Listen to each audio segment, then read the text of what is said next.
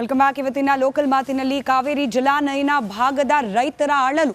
ಸರ್ಕಾರ ಸರ್ವಪಕ್ಷ ಸಭೆ ಕರೆತು ತಮಿಳುನಾಡಿಗೆ ಕಾವೇರಿ ನದಿ ನೀರು ಹಂಚಿಕೆ ವಿಚಾರಕ್ಕೆ ಸಂಬಂಧಪಟ್ಟಂತೆ ಒಂದು ನಿರ್ಣಯ ಕೂಡ ಕೈಗೊಳ್ಳಲಾಯಿತು. ಆದರೆ ಯಾವುದೇ ಪಕ್ಷದ ಸರ್ಕಾರ ಬಂದರೂ ಕೂಡ ರೈತರ ಗೋಳು ಬಗೆಹರಿಯೋದಲ್ಲ ಅಂತ ಹೇಳಿ ಇವತ್ತು ಸರ್ಕಾರದ ವಿರುದ್ಧ ಸಿಡಿದೆದ್ದಿದ್ದಾರೆ ರೈತರು.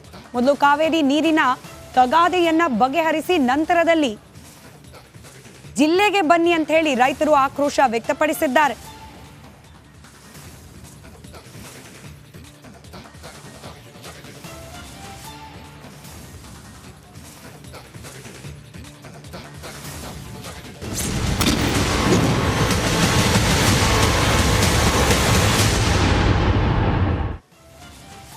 ಮನುಷ್ಯನ ಟೈಮ್ ಕೆಟ್ಟಾಗ ಜೊತೆಯಲ್ಲೇ ಇದ್ದ ಸ್ನೇಹಿತರು ಕೂಡ ಶತ್ರುಗಳಾಗಿ ಬದಲಾಗೋ ರೀತಿಯ ಪರಿಸ್ಥಿತಿ.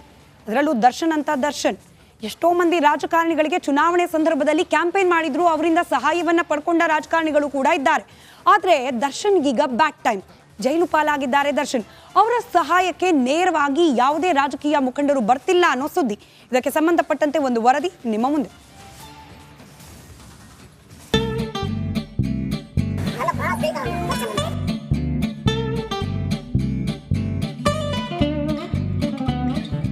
ಇದು ನಮ್ಮೂರು, ನಮ್ಮ ಏರಿಯಾ, ಇವರು ನಮ್ಮ ಬಾಸು. ಹಿಂಗೆ ಡೈಲಾಗ್ ಹೊಡೆದ ಲೀಡರ್ಸ್ ಎಲ್ಲ ಈಗ ಅದ್ ಎಲ್ಲಿ ಹೋದ್ರೋ ಗೊತ್ತಾಗ್ತಿಲ್ಲ. ಈ ಪಿಕ್ಚರ್ ಎಲ್ಲೂ ನೋಡಕೈತಲ್ಲ, ನಂಗೂ ಹಂಗೆ ಅನಿಸ್ತಾ ಐತೆ.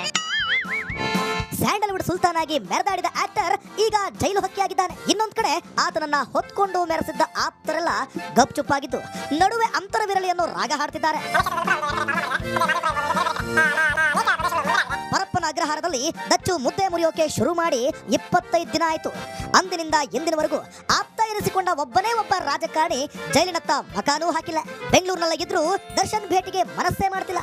ಒಂದ್ ಕಾಲದಲ್ಲಿ ದರ್ಶನ್ ನಮ್ ದೋಸ್ತು ಅಂತಿದ್ದ ಬೊಮ್ಮನಹಳ್ಳಿ ಶಾಸಕ ಸತೀಶ್ ರೆಡ್ಡಿ ಕೂಡ ಸೈಲೆಂಟ್ ಆಗಿ ಸೈಡ್ಗೆ ಹೋಗಿದ್ದಾರೆ. ಒಂದು ಕ್ಷಣ ಆರೋಪಿಯನ್ನ ಭೇಟಿ ಮಾಡಿದ್ರೆ ಎಲ್ ತಮ್ಮ ತಲೆಗೆ ಬರುತ್ತೋ ಅನ್ನೋ ಭಯ ಶಾಸಕರನ್ನ ಮೋಸ್ಟ್ಲಿ ಕಾಡ್ತಾ ಇದೆ ಅಂತ ಕಾಣುತ್ತೆ.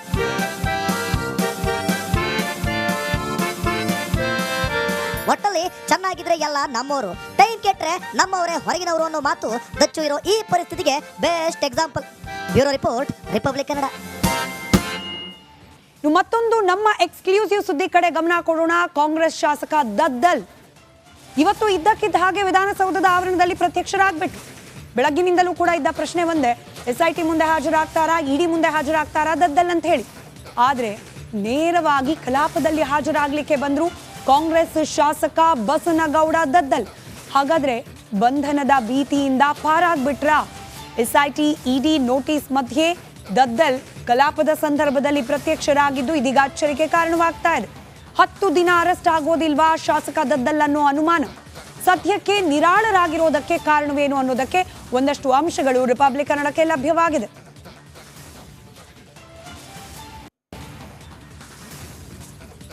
ಕಳೆದ ಶನಿವಾರ ಇಡಿ ಅಧಿಕಾರಿಗಳು ನೋಟಿಸ್ ನೀಡಿದ್ರು ಕೂಡ SIT ಅಧಿಕಾರಿಗಳ ಮುಂದೆ ಶಾಮೀಲಾಗ್ಬಿಟ್ರು ದದ್ದಲ್.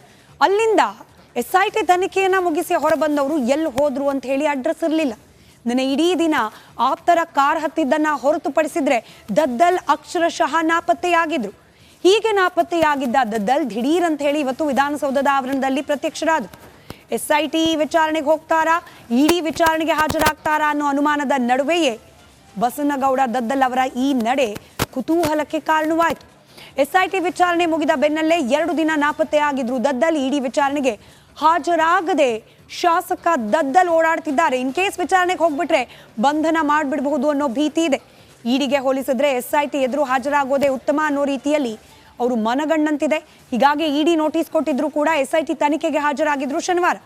ವಿಧಾನಮಂಡಲ ಅಧಿವೇಶನದ ಸಂದರ್ಭದಲ್ಲಿ ಅವರನ್ನ ಬಂಧಿಸುವಂತಿಲ್ಲ. ಜನಪ್ರತಿನಿಧಿ, ಅದರಲ್ಲೂ ಶಾಸಕರನ್ನ ಬಂಧಿಸಬೇಕು ಅಂತಂದ್ರೆ ಅದಕ್ಕೆ ಅದರದ್ದೇ ಆದ ರೀತಿಯ ನಿಯಮಾವಳಿಗಳಿರುತ್ತೆ. ತನಿಖಾಧಿಕಾರಿಗಳು ಅದನ್ನ ಕಡ್ಡಾಯವಾಗಿ ಅನುಸರಿಸಬೇಕಾಗತ್ತೆ. ಅಧಿವೇಶನದ ಸಂದರ್ಭದಲ್ಲಿ ಶಾಸಕರ ಬಂಧನಕ್ಕೆ ಸಭಾಪತಿಗಳ ಅನುಮತಿ ಕಡ್ಡಾಯ. ಸಭಾಪತಿ ಅನುಮತಿ ಪಡೆದುಕೊಂಡ ನಂತರವಷ್ಟೇ ಬಂಧನ ಮಾಡಲಿಕ್ಕೆ ಸಾಧ್ಯ. ಇದೇ ಕಾರಣದಿಂದಾಗಿಯೇ ದದ್ದಲ್ ಅವರು ಕಲಾಪ ನಡೆಯುವ ದಿನದುದ್ದಕ್ಕೂ ಕೂಡ ಆರಾಮಾಗಿರಬಹುದು ಅನ್ನೋ ರೀತಿಯ ಆಲೋಚನೆಗೆ ಏನಾದರೂ ಬಂದ್ರ ಗೊತ್ತಿಲ್ಲ. ಆ ಕಾನ್ಫಿಡೆನ್ಸ್ ಅಂತೂ ಅವರ ಮಾತುಗಳಲ್ಲಿ ಕಾಣ್ತಾ ಇತ್ತು. ಇವತ್ತು ಬೆಳಗ್ಗೆ ವಿಧಾನಸೌಧದ ಆವರಣದಲ್ಲಿ ಅವರು ಪ್ರತ್ಯಕ್ಷರಾದಾಗ ಮಾತನಾಡಿಸಿದ್ರು ಮಾಧ್ಯಮದವರು. ಅದಕ್ಕೆ ಪ್ರತಿಕ್ರಿಯೆ ಕೂಡ ಕೊಟ್ಟಿದ್ದಾರೆ ದದ್ದಲ್. ಏನ್ ಮಾತನಾಡಿದ್ರು ಕೇಳಿಸ್ಕೊಳ್ಳಿ. ಎಲ್ಲಿ ಕರೆದಿಲ್ಲ. ನಾನು 2 ದಿವಸ ಊರಿಗೆ ಹೋದೆ, ಎಲ್ಲರೂ ಕೂಡ ಮಾತಾಡ್ಕೊಂತ ಇದ್ದೀನಿ. SIT ಮುಗಿಸ್ಕೊಂಡು ಊರಿಗೆ ಹೋದೆ. ನಾನು ಅಸೆಂಬ್ಲಿಗೆ ಹೋಗ್ತಾ ಇದ್ದೀನಿ. ಅಸೆಂಬ್ಲಿ ಅಟೆಂಡ್ ನಾನು ಎಲ್ಲಿಗೆ ಹೋಗಿಲ್ಲ, ಊರಿಗೆ ಹೋಗಿದ್ದೆ, ಬಂದಿನಿ ಅಷ್ಟೇ. ಈಗ ಎಲ್ಲಿ ಕರೆದಿಲ್ಲ.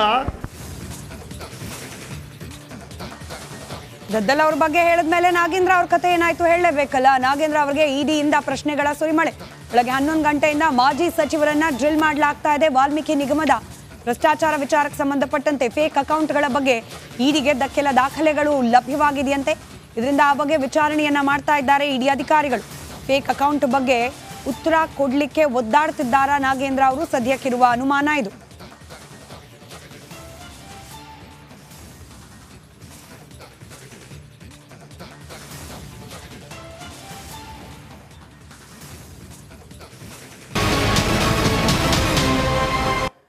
ನಮ್ಮಲ್ಲಿ ಮಾತ್ರ ಇದು ರಿಪಬ್ಲಿಕ್ ಕನ್ನಡದ ಪೊಲಿಟಿಕಲ್ ಎಕ್ಸ್ಕ್ಲೂಸಿವ್ ಸುದ್ದಿ. ಕರ್ನಾಟಕದಲ್ಲಿ ಮೂಡಾ ಹಗರಣಕ್ಕೆ ಸಂಬಂಧಪಟ್ಟಂತೆ ಸರ್ಕಾರದ ವಿರುದ್ಧವಾಗಿ, ಅದರಲ್ಲೂ ನೇರವಾಗಿ ಮುಖ್ಯಮಂತ್ರಿ ಸಿದ್ದರಾಮಯ್ಯ ವಿರುದ್ಧವಾಗಿ ವಿರೋಧ ಪಕ್ಷಗಳು ತೊಡೆತಟ್ಟಲಿಕ್ಕೆ ಸಿದ್ಧವಾಗಿದೆ. ಆದರೆ ಇದೀಗ ಮೂಡಾ ಅಸ್ತ್ರಕ್ಕೆ ಪ್ರತ್ಯಸ್ತ್ರವೊಂದನ್ನ ಕಂಡುಕೊಳ್ತಾ ಇದೆ ಕಾಂಗ್ರೆಸ್ನ ನಾಯಕರು.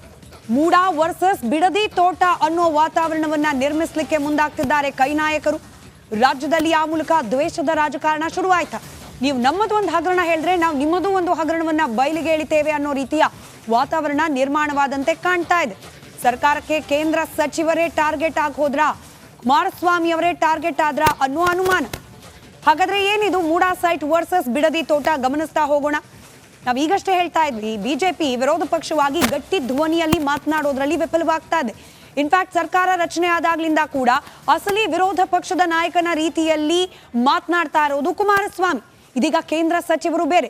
ಹೀಗಾಗಿ ಕುಮಾರಸ್ವಾಮಿ ಅವರನ್ನ ಕಟ್ಟಾಕೋ ಪ್ರಯತ್ನವಾಗಿ ಕುಮಾರಸ್ವಾಮಿ ಅವರ ಒಡೆತನದ ತೋಟದ ಮನೆಯ ಒಂದಷ್ಟು ದಾಖಲಾತಿಗಳನ್ನ ಹೊರತೆರೆಯುವ ಪ್ರಯತ್ನವನ್ನ ಸರ್ಕಾರ ಮಾಡ್ತಾ ಇದೆ.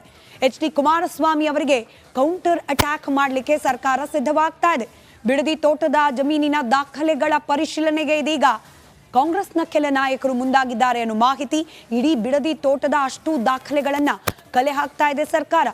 ಕಾನೂನು ಮೀರಿದ ಅಂಶಗಳೇನಾದ್ರೂ ಇದೆಯಾ ಈ ಭೂಮಿ ಖರೀದಿ ಸಂದರ್ಭದಲ್ಲಿ ಅನ್ನೋದನ್ನ ಚೆಕ್ ಮಾಡಲಿಕ್ಕೆ ವಿಶೇಷ ಸೂಚನೆಯನ್ನ ಕಾಂಗ್ರೆಸ್ನ ಪ್ರಭಾವಿ ವ್ಯಕ್ತಿಯೇ ನೀಡಿದ್ದಾರಂತೆ. ಕಂದಾಯ ಇಲಾಖೆ ಅಧಿಕಾರಿಗಳಿಂದ ದಾಖಲೆಗಳ ಪರಿಶೀಲನೆ ನಡೀತಾ ಇದೆ. ಜಮೀನು ಮೂಲ ಖರೀದಿ ಅಂತ ಹೇಳಿ ಪರಿಶೀಲಿಸಿ ಸರ್ಕಾರಕ್ಕೆ ವರದಿಯನ್ನ ಕೂಡ ನೀಡಲಿಕ್ಕೆ ಇದೀಗ ಸಿದ್ಧತೆಯನ್ನ ಮಾಡಿಕೊಳ್ಳಲಾಗ್ತಾ ಇದೆ. ನಾನಾಗಲೇ ಹೇಳಿದ ಹಾಗೆ ಸರ್ಕಾರಕ್ಕೆ ವರದಿ ಸಲ್ಲಿಸುವಂತೆ ಪ್ರಮುಖ ವ್ಯಕ್ತಿಯೇ ಸೂಚನೆ ನೀಡಿದ್ದಾರೆ. ಮೂಡಾ ಅಕ್ರಮದ ಬಗ್ಗೆ ಮಾತನಾಡಿದ್ರೆ, ಮೂಡಾ ಅಕ್ರಮದ ಬಗ್ಗೆ ದಾಖಲೆಯನ್ನ ಬಿಡುಗಡೆ ಮಾಡಿದ ಕುಮಾರಸ್ವಾಮಿ ಅವರ ವಿರುದ್ಧ ಅವರ ಬಿಡದಿ ತೋಟದ ದಾಖಲೆಯನ್ನ ಬಿಡುಗಡೆ ಮಾಡುವುದು ಪ್ಲಾನ್. ಕುಮಾರಸ್ವಾಮಿ ಅವರಿಗೆ ತಿರುಗೇಟ್ ನೀಡಲಿಕ್ಕೆ ಸರ್ಕಾರದಿಂದ ಈ ಕೌಂಟರ್ ಪ್ಲಾನ್ ಒಂದನ್ನ ಸಿದ್ಧಪಡಿಸಿಕೊಳ್ಳಲಾಗ್ತಾ ಇದೆ.